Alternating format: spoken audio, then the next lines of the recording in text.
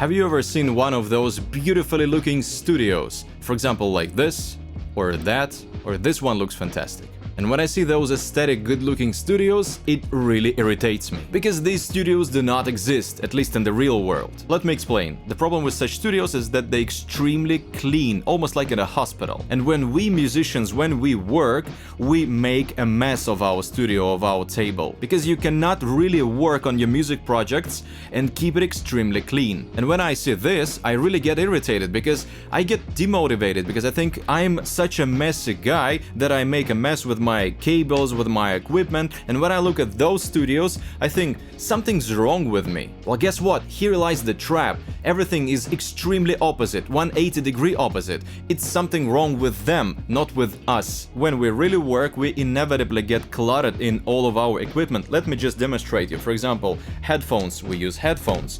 For example, the sampler is here. The laptop, I just tilted a little because you need to see me, but there is laptop. Then there is like a MIDI keyboard which goes somewhere here, and if you're just like me, you have another synth or sampler or something, and you see already everything is cluttered. And believe me, I prepared before filming, like I cleaned everything, and this is not real, like this is staged, you know. In real life it would look so much more terrible. But God, how I love this terrible condition, because that means that I'm really working. When you get really inspired, you don't think, oh, how does my setup look like right now? No, you're involved in the process, in the creation. There could be one really big problem that could turn your place into a complete mess. And I'm talking about cables, and specifically cable management. And oh God, how I love and hate all those cable management, small studio, home studio videos on the internet, because every time when I watch those videos, I think these people are in 2034 and I am in 2024, because they have absolutely perfect cable management.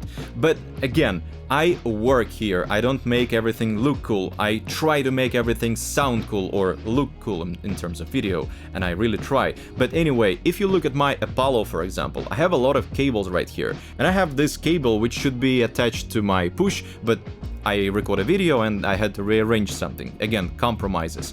And I can't hide my cables anywhere because I need direct access to them. Sometimes I reattach the cables, I do something differently, you know. This is work, this is real life experience. Well, yeah, I agree that all those ugly cables can ruin your workflow because you look at them and they are ugly. So use simple methods like a Velcro piece. I bet you can find something in your home studio already.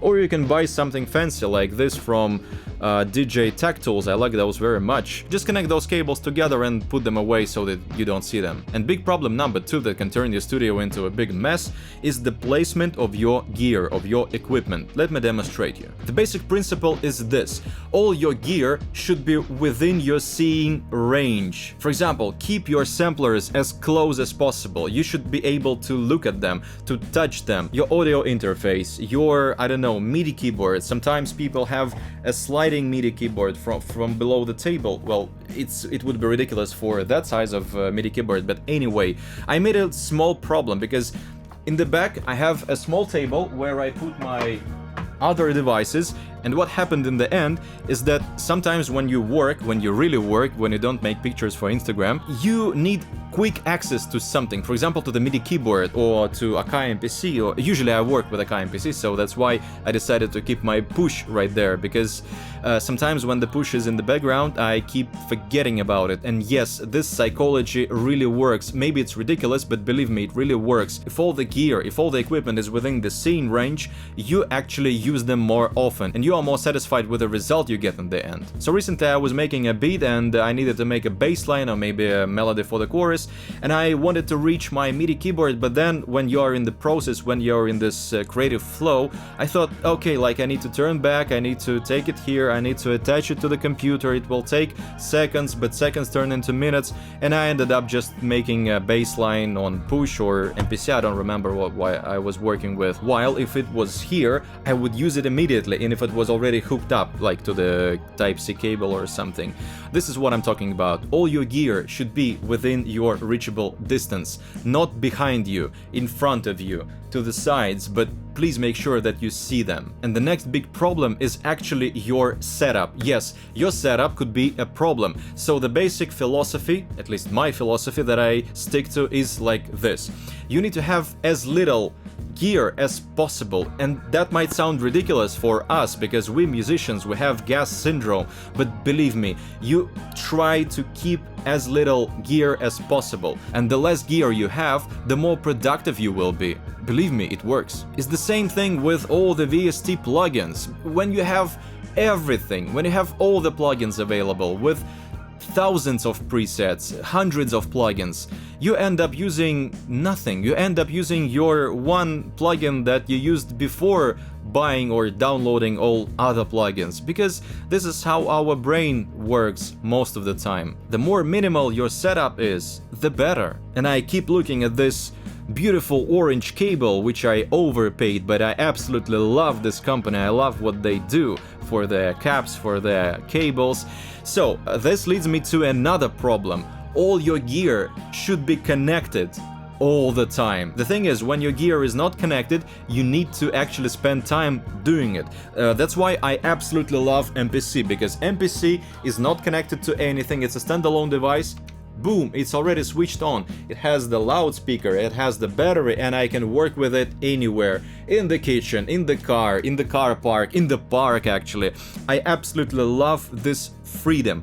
Although I can't afford this freedom, for example, with Push, because it's a controller, and you obviously need to connect it. And try to buy something like this, which will save you a lot of time and energy. This is like a typical Type-C hub where you can connect all your gear, and then with one single cable you attach it to your laptop. This saves so much space on your table, and just everything is connected within one hub. It's very convenient, you know. So to sum it up, I would say it one more time. All those studios that you see on Instagram, they are fake, so to say. It's not real work, it's not real creative process. There is nothing wrong with you, but there are some simple steps that can make your home studio look so much better, and we have just discussed them. And by the way, let me know in the comments, what do you personally do in your studio with cable management, with the mess you make, or maybe you don't do anything because you don't record videos and you only care about the music that you make. So I'll see you in the comments. Bye.